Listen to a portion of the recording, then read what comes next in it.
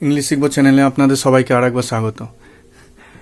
আমি এর আগে প্রেজেন্ট ইনডিফিনিট টেন্স নিয়ে 4টে ভিডিও করেছি, সেটা আমার প্লে লিস্টে আছে, গিয়ে দেখে নেবেন। আজকে আমরা প্রেজেন্ট ইনডিফিনিট টেন্সে ইন্টারোগেটিভ সেন্টেন্স বা প্রশ্নবোধক বাক্য কিভাবে তৈরি করতে হয় সেই নিয়মটা আমরা একটু দেখে নেব। আমরা একটু লজিক্যালি বোঝার চেষ্টা করব। আমি এর আগে কিভাবে নেগেটিভ করা যায়, কিভাবে অ্যাফার্মেটিভ করা যায় সেই নিয়ে, বা বিভিন্ন ভার্বের কিভাবে ব্যবহার হয় সেই নিয়ে ডিটেলস ভিডিও আমার প্লে লিস্টে আছে, সেখানে গিয়ে দেখে নেবেন। এটা বুঝতে আরও ইজি হবে। তো আসে যে আমরা দেখেছি আগের ভিডিওগুলোতেই সিম্পল সেন্টেন্স স্ট্রাকচার কিভাবে তৈরি হয়। আমরা যে কোনো সেন্টেন্স সাবজেক্ট, ভার্ব, অবজেক্ট আর রিমেইনিং নিয়ে একটা সেন্টেন্স গঠন করা হয়। এটা হচ্ছে মানে গ্রামারের বেসিক সেন্টেন্স স্ট্রাকচারের নিয়ম। এইটাকে ফলো করেই, এর আগে পিছু করেই আমরা যে কোনো সেন্টেন্স তৈরি করি। মেন নিয়ম হচ্ছে এটা। তাহলে এবং ইন্টারোগেটিভ সেন্টেন্সে আমরা কি করব, ভার্বটাকে আমরা আগে বসাবো। ভার্বটাকে আগে বসালেই ইন্টারোগেটিভ সেন্টেন্স হয়ে যায়। এই ইন্টারোগেটিভ সেন্টেন্সে 2-3টে নিয়ম আছে, সেগুলো আমরা একটু আলোচনা করব। তা আমরা জানি। তাহলে আমরা প্রথমে একটা সিম্পল সেন্টেন্সের একটা উদাহরণ দেখে নিই প্রেজেন্ট ইনডিফিনিটে। যেমন রাম আজ খুশি। তাহলে রাম আজ হয় খুশি, হয়টা উজ্জ্ব থাকে।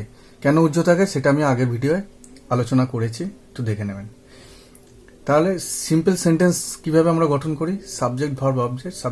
সাবজেক্টগুলো জেনারেলি নাউন বা প্রোনাউন হয়। ভার্ব মানে হচ্ছে ডুইং, মানে কিছু করা বোঝায়।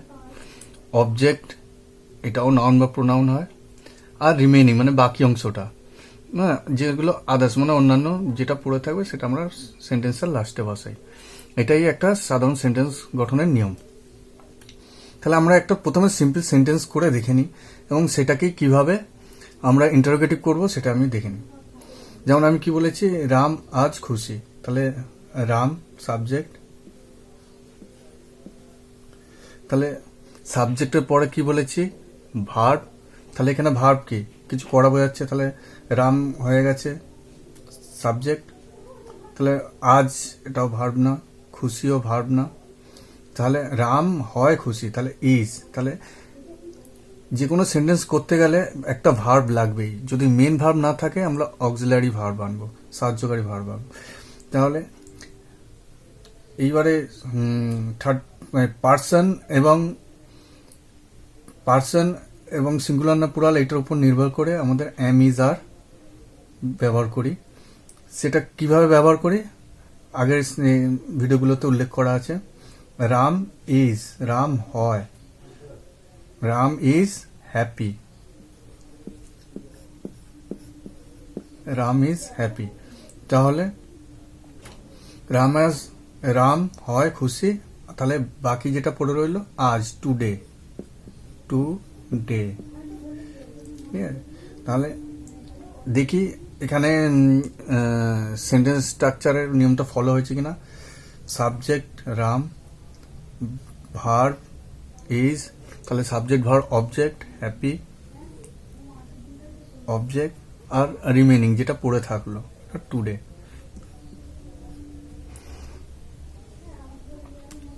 তাহলে সাবজেক্ট ভার্ব অবজেক্ট রিমেনিং।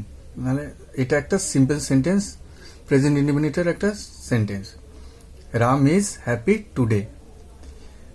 তাহলে আমরা এইটাকেই যখন ইন্টারোগেটিভ করব, প্রশ্নবোধক বাক্য করব, কি করব, তাহলে ভার্বটা আগে আসে।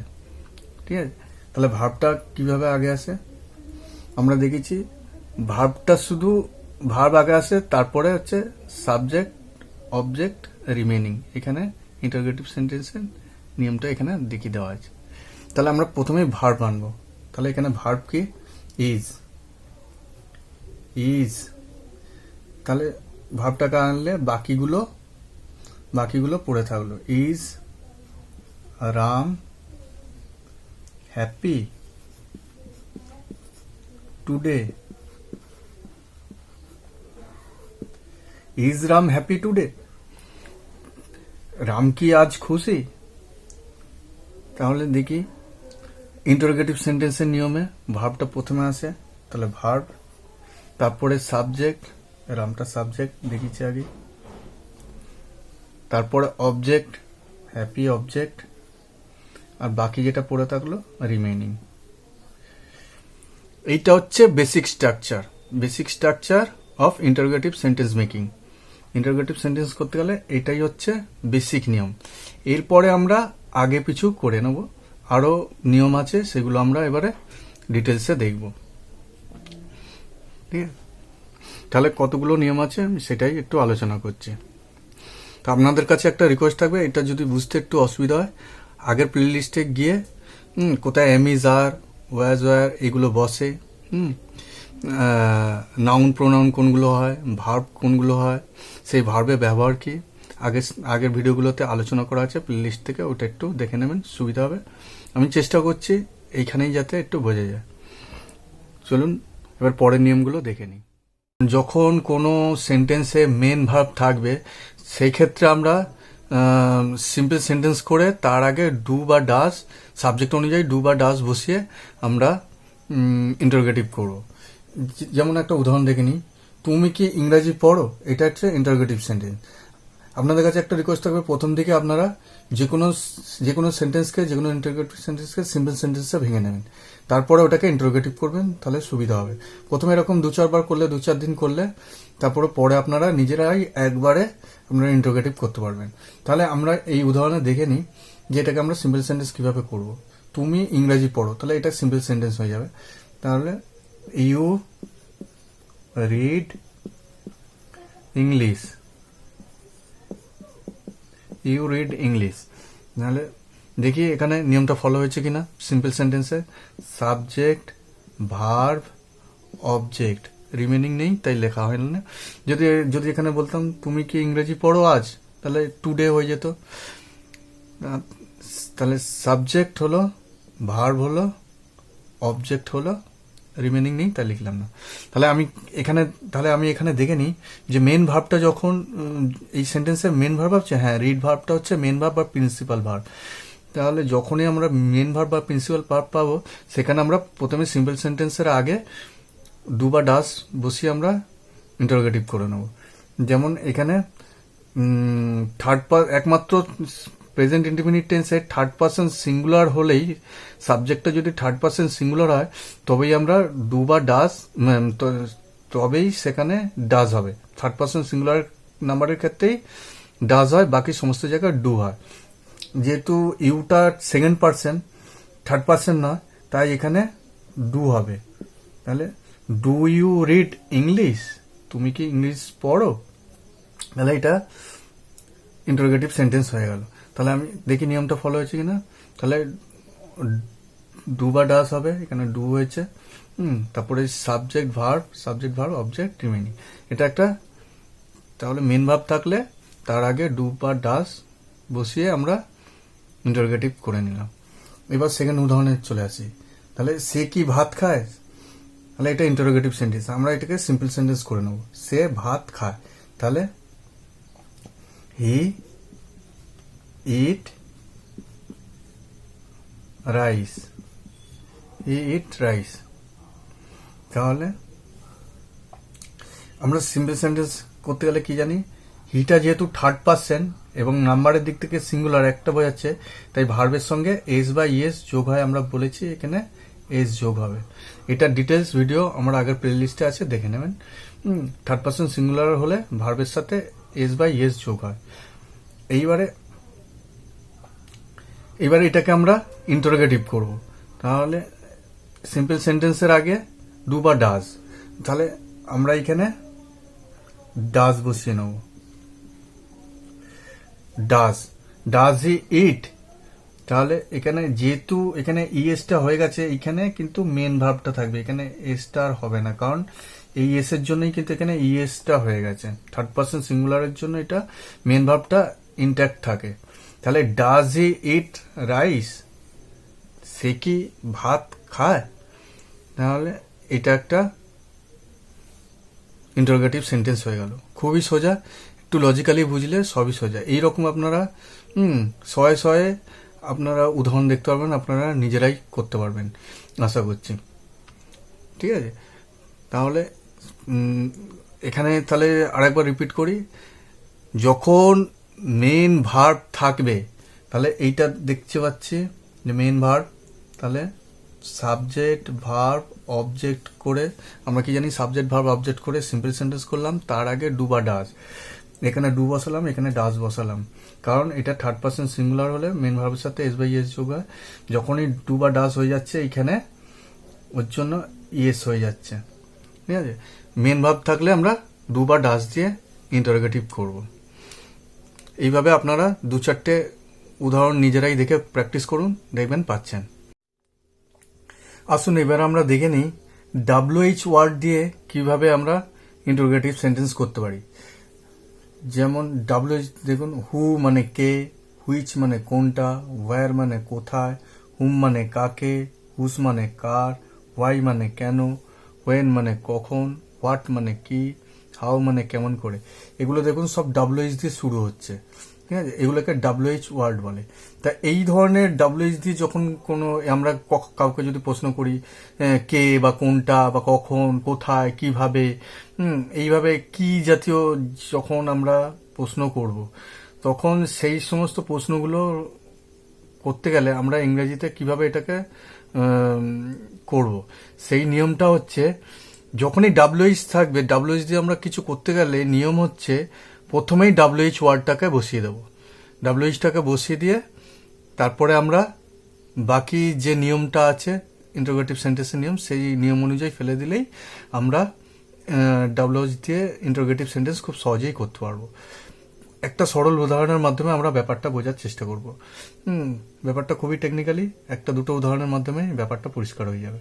ঠিক আছে, আপনারা এইগুলো একটু মুখস্থ করে নেবেন এবং খুবই সিম্পল, আগে দুটো বোঝা হয়ে গেলে এটা আরো সহজ।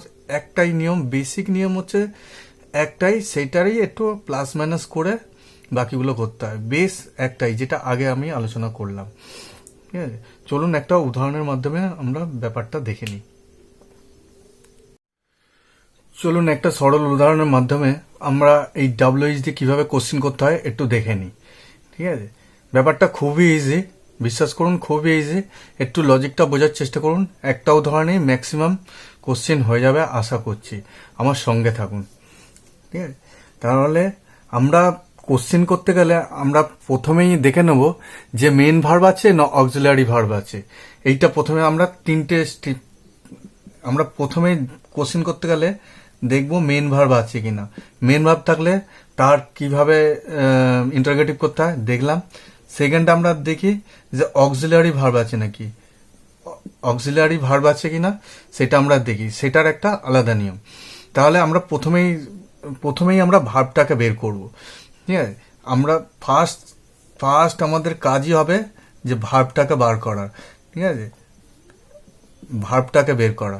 ভার্বটা বেরিয়ে গেলেই যে ভার্বটা, তাহলে ভার্বটা কি ধরনের ভার্ব, মেন ভার্ব না অক্সিলারি ভার্ব, সেইটা আমরা একটু খোঁজার চেষ্টা করব। তাহলে সেইভাবে করব। এইবারে যখনই খোঁজা হয়ে গেল তখনই আমরা 3টে ভাগে আমরা যে কোনো সেন্টেন্সকে ইন্টারোগেটিভ করব। প্রথমে আমরা কি করব, প্রথমে আমরা সিম্পল সেন্টেন্সে পরিণত করব। Simple sentence subject verb object দিয়ে, subject verb object plus remaining দিয়ে যেভাবে করি সেভাবে প্রথমেই করব। সেকেন্ড স্টেপ হবে আমরা প্রথমেই সিম্পল কোশ্চেন করে নেব। ঠিক আছে, যেমন রহিম কি তার বাবার সাথে সাইকেলে করে সকাল 10টায় স্কুলে যায়, মানে একটা সিম্পল কোশ্চেন করে নেব প্রথমেই। তাহলে সিম্পল কোশ্চেন করে নেব। থার্ড স্টেপে আমরা WH ওটাকে দিয়েই WH কোশ্চেনে আমরা ওটাকে কনভার্ট করব। তাহলে এইভাবে যদি এগান আপনারা দেখবেন খুব সহজেই এটা হয়ে গেছে। তাহলে আমরা একটু এই উদাহরণটার মাধ্যমে বোঝার চেষ্টা করি। তাহলে আমি কি বললাম যে প্রথমে আমরা ভার্ব খোঁজার চেষ্টা করব। তাহলে এই সেন্টেন্সে ভার্বটা কি, রহিম কি তার বাবার সাথে সাইকেলে করে সকাল 10টায় স্কুলে যায়। তাহলে আমরা ভার্ব মানে জানি যে কোনো কিছু করাকে ভার্ব বলে। ঠিক আছে, এখানে কি করা বোঝাচ্ছে যে যাওয়া, যাওয়া একটা ভার্ব, মানে গো, গো একটা ভার্ব। তাহলে আমি প্রথমেই আমার কি উদ্দেশ্য, যে ভার্বটা খুঁজে বার করা। তাহলে গো একটা ভার্ব, তাহলে ভার্বটা খোঁজার পরেই আমরা দেখব এটা অক্সিলারি না মেন ভার্ব। এটা অক্সিলারি না, এটা মেন ভার্ব। অক্সিলারি ভার্ব কোনগুলো? এম, ইজ, আর, এগুলো প্রেজেন্ট টেন্সে। হ্যাঁ, পাস্ট টেন্সে আমরা জানি ওয়াজ, ওয়্যার। হ্যাঁ, এগুলো হচ্ছে পাস্ট টেন্সে। ফিউচারে শ্যাল, উইল। হ্যাঁ, এই ধরনের আছে।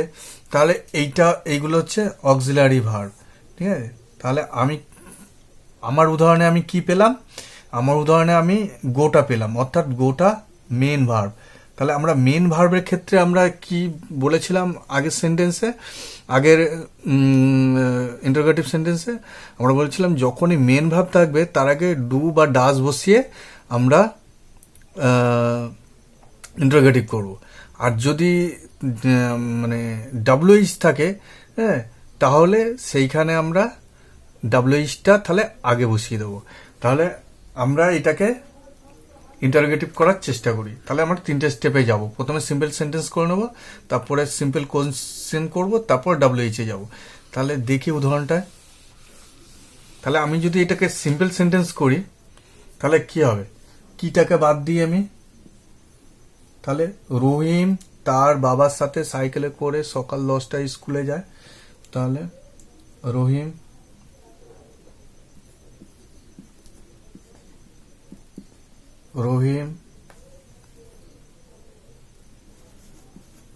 go to school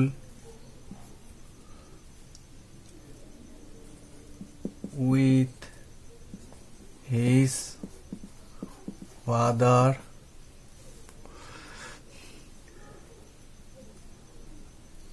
by cycle at 10 a.m. তাহলে রহিম তার বাবার সাথে সাইকেলে করে সকাল 10টায় স্কুলে যায়। হ্যাঁ, তাহলে আমরা প্রথমে বলেছি 3টে স্টেপে প্রথমে আমরা সিম্পল সেন্টেন্স করে নেবো। এটা সিম্পল সেন্টেন্স হয়ে গেল। সিম্পল সেন্টেন্স তৈরি করার নিয়ম হচ্ছে সাবজেক্ট, ভার্ব, অবজেক্ট, রিমেইনিং।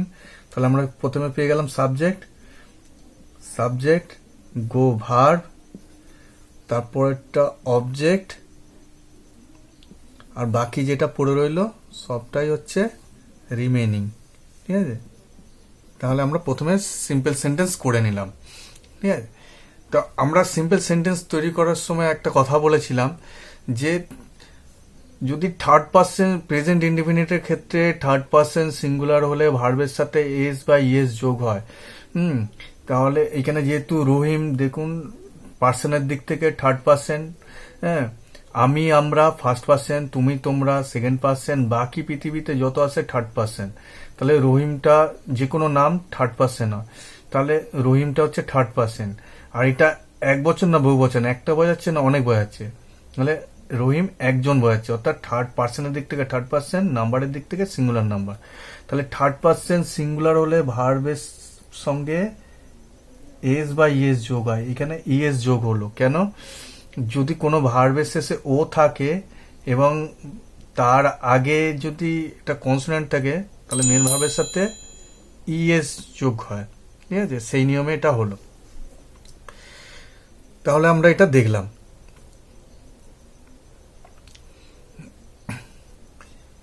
এরপরে আমরা কি বলেছি, যেহেতু এটা সিম্পল সেন্টেন্স করে নিলাম, সিম্পল সেন্টেন্স তৈরি করার পরে এবার আমরা সিম্পল ইন্টারোগেটিভ করব। তাহলে যেহেতু এখানে মেন ভার্ব আছে তাহলে আমরা সিম্পল ইন্টারোগেটিভ করব কি দিয়ে? ডু বা ডাজ দিয়ে। তাহলে তাহলে আমরা যেহেতু রহিম থার্ড পার্সন সিঙ্গুলার নাম্বার, তাই রহিমের ক্ষেত্রে ডাজ হলো। এটা যদি রহিম না হয়ে তুমি হতো তাহলে কিন্তু ডু ইউ হতো। Does Rahim, do you. ঠিক আছে, তাহলে রহিম যেহেতু সেহেতু এখানে ডাজ হবে। এই ইএস তখন আর এই মেন ভার্বটা শুধু মেন ভার্ব হিসেবেই থেকে যাবে, যেহেতু এই ইএসটা এখানে চলে এসছে। ঠিক আছে, does Rahim go to school with his father bicycle at 10 AM, তাহলে তখন এটা ইন্টারোগেটিভ হয়ে গেল। কি সুন্দর লজিক্যালি হয়ে গেল, একদম সোজা। ঠিক আছে, সোজাভাবে কল্পনা করুন, একদম সোজা। লজিকটা বোঝার চেষ্টা করুন, খুবই সোজা। এইবারে আমরা দেখি যে এই এই সেন্টেন্সটার মধ্যে কত রকম ভাবে আমরা প্রশ্ন করতে পারি। ঠিক আছে, আপনারাও ঠিক এই লজিকেই একটা বড় সেন্টেন্স করে একটা সেন্টেন্স দিয়ে 10টা 5টা যতগুলো সম্ভব আপনারা কোশ্চেন তৈরি করবেন। ঠিক আছে, তাহলে আমরা প্রথমেই দেখি, তাহলে রহিম দিয়ে কি কোনো প্রশ্ন হবে? যেটা প্রশ্ন করলে উত্তর রহিম হবে। হ্যাঁ, তাহলে কি প্রশ্ন করলে রহিম উত্তর আসবে?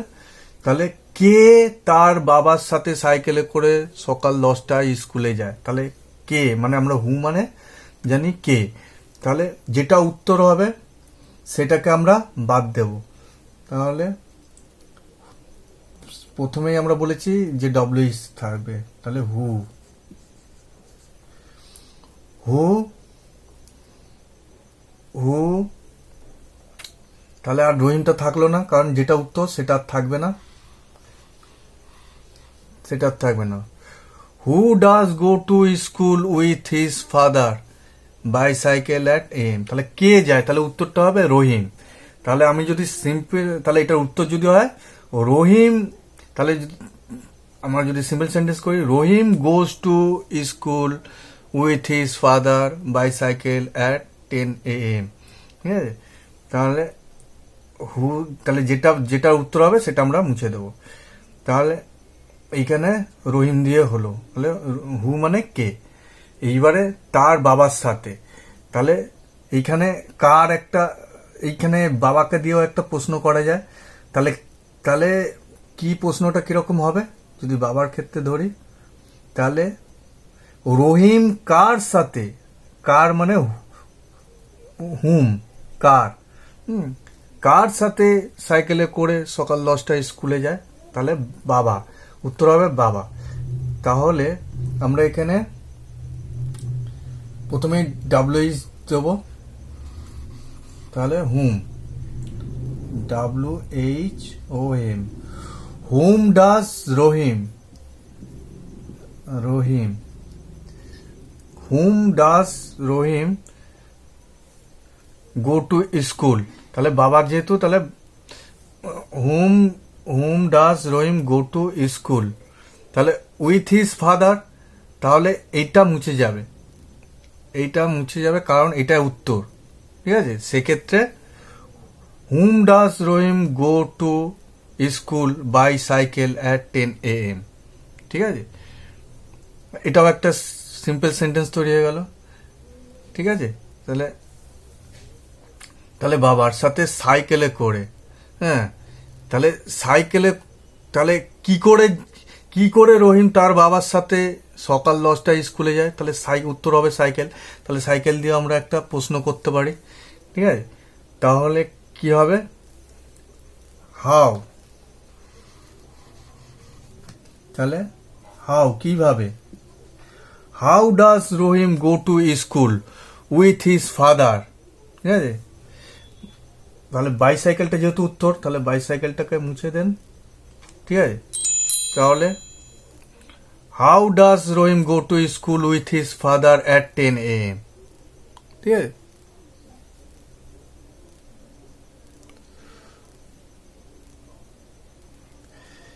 এরপরে একইভাবে আপনারা এইভাবে পরপর করে যাবেন।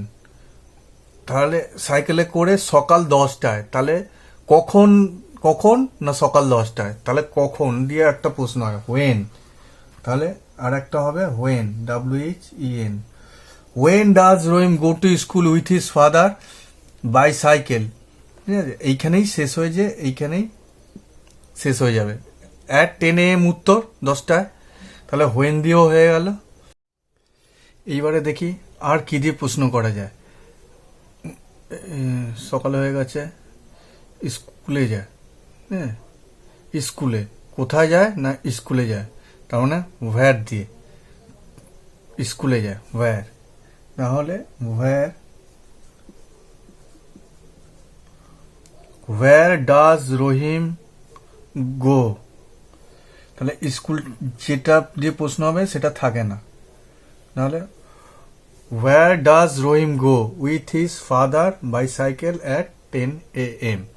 হ্যাঁ, তাহলে আমরা দেখলাম যে একটা উদাহরণ দিয়েই আমরা 5টা 7টা অনেক রকমভাবে আমরা প্রশ্ন তৈরি করতে পারি। মেন লজিকটা বুঝে গেলে আপনারা এটা খুব সহজেই করতে পারবেন। তাহলে আমি আরেকবার রিপিট যদি করি, তাহলে কি করব, প্রথমে আমরা দেখে নেব যে এইটায় প্রথমে আমরা একটা সিম্পল সেন্টেন্স করে নেব। সিম্পল সেন্টেন্স করার পরে আমরা দেখব এটা মেন ভার্ব আছে না অক্সিলারি ভার্ব আছে। যদি মেন ভার্ব থাকে তাহলে আমরা এই এই সেন্টেন্স অনুযায়ী আমরা ডু বা ডাজ দিয়ে করব, আর তার আগে যখন ডাব্লিউএইচ দিয়ে থাকবে তার আগে ডাব্লিউএইচটা বসিয়ে নেব। এইভাবে আপনারাও একটা প্রশ্ন তৈরি করতে পারেন। যেমন যদি বলি রাম রাবণকে তীরধনুক দিয়ে যুদ্ধক্ষেত্রে হত্যা করে, এরকম একটা বড় সেন্টেন্স করে ওইটাকেই আপনারা এই লজিকে করুন, দেখবেন যে খুব ইজিভাবে করা যাচ্ছে।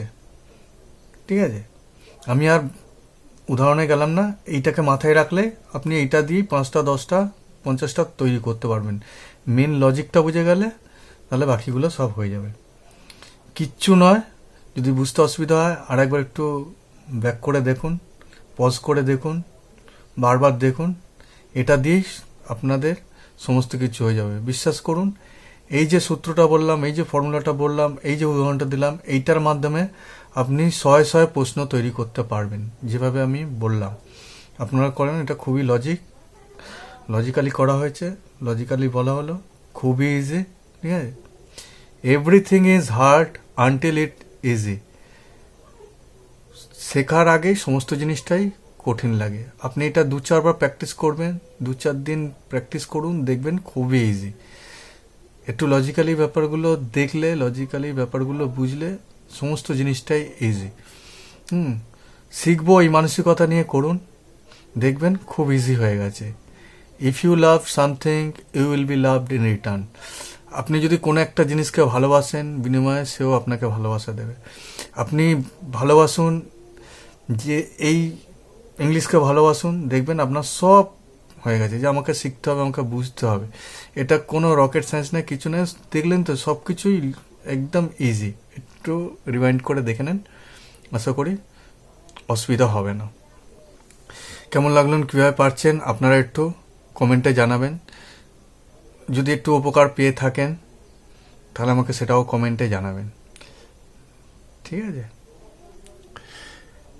ভিডিওটি ভালো লাগলে অবশ্যই লাইক করবেন, বন্ধুদের সাথে শেয়ার করবেন, কমেন্ট করবেন, এবং আপনি যদি নতুন হয়ে থাকেন তাহলে চ্যানেলটা সাবস্ক্রাইব করে নোটিফিকেশন বেলটা অন করে রাখবেন। পরবর্তীকালে আমি আরও ভিডিও দেব। এই negative sentence, interrogative sentence, affirmative sentence, এই প্রেজেন্ট ইনডিফিনিট টেন্স নিয়ে আমি ডিটেলস ভিডিও বানিয়েছি। ভিডিওগুলো হয়তো একটু বড়, দেখবেন উপকার পাবেন। একটা ভিডিওতেই আপনাদের সমস্ত উত্তর পেয়ে যাবেন, এদিক ওদিক খুঁজতে হবে না। হ্যাঁ, এই একটা ভিডিওতেই আমার প্রেজেন্ট ইনডিফিনিট টেন্স তৈরি করতেই আমার একটু বেশি সময় লাগলো, আপনাদের হয়তো একটু বেশি সময় লাগবে বুঝতে। কিন্তু এরপরে যে পাস্ট টেন্স আছে, ফিউচার টেন্স আছে, হ্যাঁ, এবং প্রেজেন্ট ইনডিফিনিটের যে আরও 3টে পার্ট আছে, যেমন present continuous, present perfect continuous, এইগুলো পুরো জলের মতো হয়ে যাবে। যেটুকুনি টাইম লাগবে ম্যাক্সিমাম টাইম প্রেজেন্ট ইনডিফিনিট টেন্সের মধ্যে। প্রেজেন্ট ইনডিফিনিট টেন্সটা হচ্ছে সমস্ত টেন্সের ভিত। এইটুকুনি আপনারা একটু সময় দেন, বাকি দেখবেন খুব স্মুথ হয়ে গেছে। প্রথম যে কোনো জিনিস আপনারা দেখবেন একটু বুঝতে অসুবিধা হয়, একটু সময় লাগে। আপনারা ভেবে দেখুন না, প্রথম যখন আপনারা অ আ ক খ শিখেছিলেন সেটা 1 বছর 2 বছর লেগেছিল, কিন্তু এখন যে কোনো রিডিং আপনাদের পড়তে কোনো অসুবিধা হয় না, লিখতে কোনো অসুবিধা হয় না। ঠিক আছে, বন্ধু বান্ধব, রিলেটিভ, লাভার সবাইকে কি সুন্দর মেসেজ করেন, মেসেজ রিসিভ করেন, পড়েন। ব্যাপারটা এখন খুবই ইজি। এটা যেটা 2 বছর লেগেছিল সেটা এখন 2 মিনিটে চলে এসছে। এইভাবে আপনারা যদি পড়েন, এটা একটু প্রথমে 2 দিন লাগবে, 10 দিন লাগবে, পরবর্তীকালে এটা আপনার মাথায় পুরো ঘুরবে, বিশ্বাস করুন। একটু ভালোবেসে পড়ুন। এটা কোনো রকেট সায়েন্স না, সবই লজিক্যালি করা হয়েছে। অনেকটা বলে ফেললাম। ডাব্লিউএইচ দিয়ে আর একটা উদাহরণ দেখে নিই, যে আর একটা নিয়ম দেখে নিই। তাহলে আমরা আগের উদাহরণে দেখলাম যে মেন ভার্ব যখন থাকে তার ফরমেশনটা কীভাবে হয় ইন্টারোগেটিভ সেন্টেন্সের ক্ষেত্রে।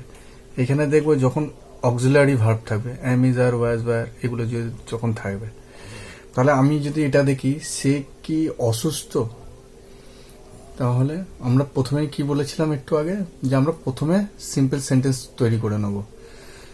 হ্যাঁ, তাহলে সে অসুস্থ, হি, তাহলে ভার্ব কে, এখানে ভার্ব যখন থাকবে না তখন প্রেজেন্ট ইনডিফিনিটের ক্ষেত্রে অ্যাম, ইজ, আর হয়। তাহলে থার্ড পারসন সিঙ্গুলারের ক্ষেত্রে ইজ হয়। এগুলো আগের ভিডিওতে ডিটেলসে বলা আছে, একটু দেখে নেবেন। হি ইজ ইল, সে হয় অসুস্থ। ঠিক আছে, এরপরে আমরা প্রথমে সিম্পল সেন্টেন্স করে নেব, সে, এটাকে বাদ দিয়ে আমরা সে অসুস্থ। He is ill. আমি আগে বলেছি ভার্ব ছাড়া কোনো সেন্টেন্স হয় না, তাই মেন ভার্ব না থাকলে অক্সিলারি ভার্ব এনে সেন্টেন্স গঠন করতে হয়। সেই অনুযায়ী এটা হলো।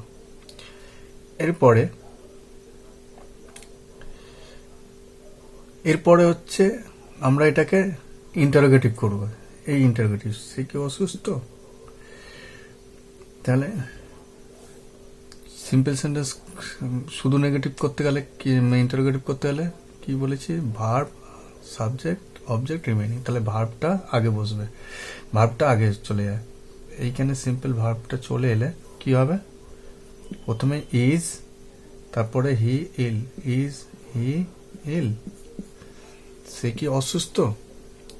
ঠিক আছে, নাহলে প্রথমে সিম্পল করে নেব, তারপরে সিম্পল ইন্টারোগেটিভ করব, তারপরে ডাব্লিউএইচ দিয়ে করবো। ডাব্লিউএইচ দিয়ে এখানে কি আছে, যে সে, তাহলে সে মানে কে, হু।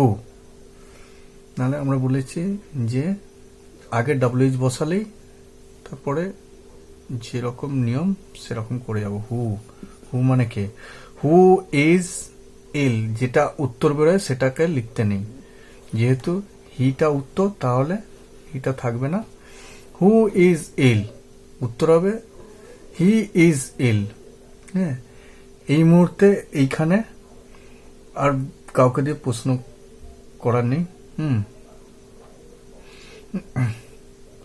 তাহলে অসুস্থ, তাহলে সে দিয়ে হলো অসুস্থ, তাহলে অসুস্থ দিয়েও একটা প্রশ্ন করা যেতে পারে। তাহলে তাহলে কেমন আছে সে, হাউ, তাহলে হাউ দিয়ে যদি করি তাহলে এখানে বসবে how, how, how is he. তাহলে যেহেতু ইলটা অ্যান্সার, সেহেতু ইলটা থাকবে না। হাউ ইজ হি, সে কেমন আছে, সে অসুস্থ, হি ইজ ইল। তাহলে আমরা কি দেখলাম, যেখানে অক্সিলারি ভার্ব থাকবে সেইখানে আমরা এই ফরমেশন অনুযায়ী আমরা ইন্টারোগেটিভ করব। খুবই ইজি। অক্সিলারি ভার্ব দিয়ে খুব বেশি প্রশ্ন করা যায় না। যেরকম আমরা মেন ভার্বের ক্ষেত্রে দেখলাম অনেকগুলো দিয়ে করা গেল, এটা খুবই ইজি। এই ছোট্ট ছোট্ট নিয়মগুলো জানলে আপনারা অনেক ইজিভাবে আপনারা ইন্টারোগেটিভ করতে পারবেন, কোনো অসুবিধা নেই, খুবই সিম্পল। ঠিক আছে, এই ছকটাকে ফলো করুন, এই নিয়মটাকে ফলো করুন। তাহলে আর একবার বলি, প্রথমেই ভার্ব খুঁজে বের করবেন, ভার্বটা মেন ভার্ব না অক্সিলারি ভার্ব, তার প্রথমেই ভার্ব খুঁজে বের করবেন।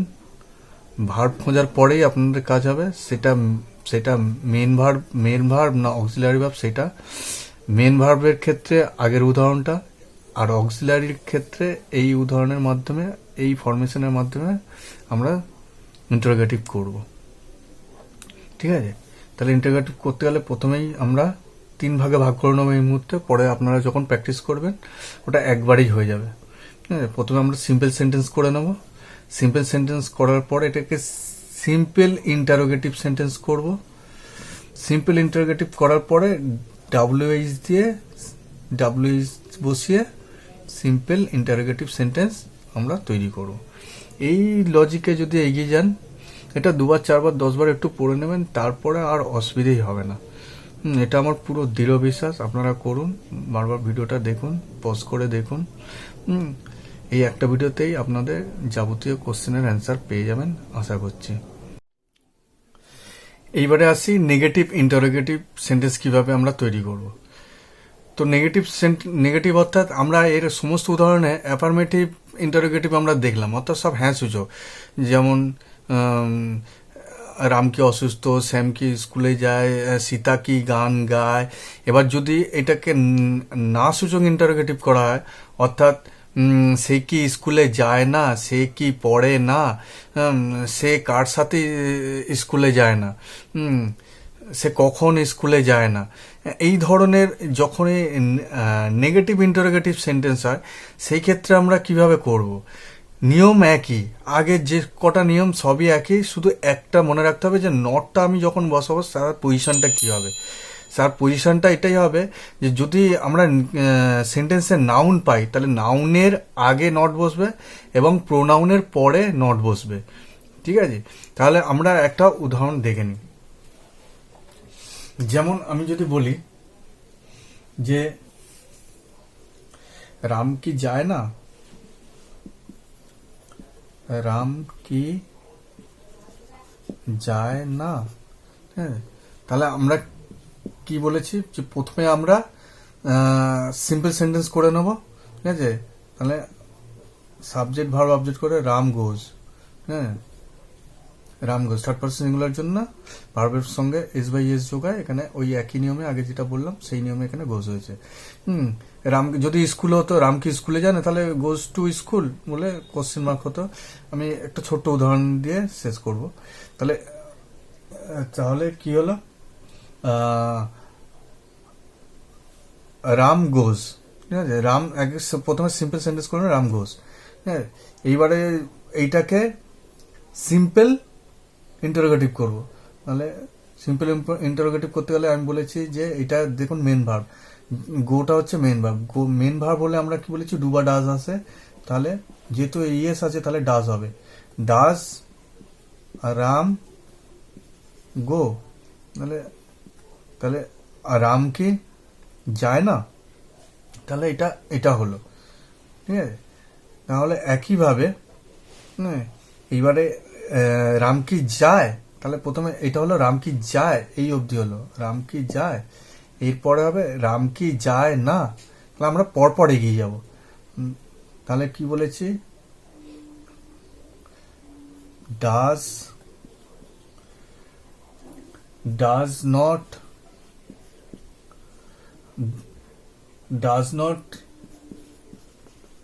রাম গো। তাহলে আমি কি বললাম, নাউনের আগে নট বসে, তাহলে রামটা আমরা জানি নাউন, যে কোনো নাম নাউন হয়, তাহলে নটটা কোথায় বসলো, নাউনের আগে। নাউনের আগে নাম বসে, এটা নটটা নাউনের আগে বসলো। ঠিক আছে, তাহলে আমরা এটাকে কি সহজে সিম্পলে আমরা ভেঙে ভেঙে করলাম।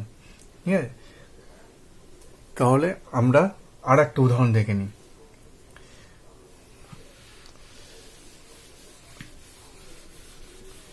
এবার আমরা যদি বলি সে কি যায় না, সে কি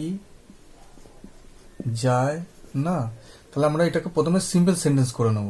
তাহলে সে যায়, হি গোজ, সে যায়। হ্যাঁ, সিম্পল সেন্টেন্স করে নিলাম। এইবারে এটাকে সিম্পল ইন্টারোগেটিভ করে নেব। তাহলে যেহেতু মেন ভার্ব আছে, তাহলে ডাজ হি গো, সে কি যায়, তাহলে এই অবধি হয়ে গেল সে কি যায়। এবার সে কি যায় না, তাহলে ডাজ হি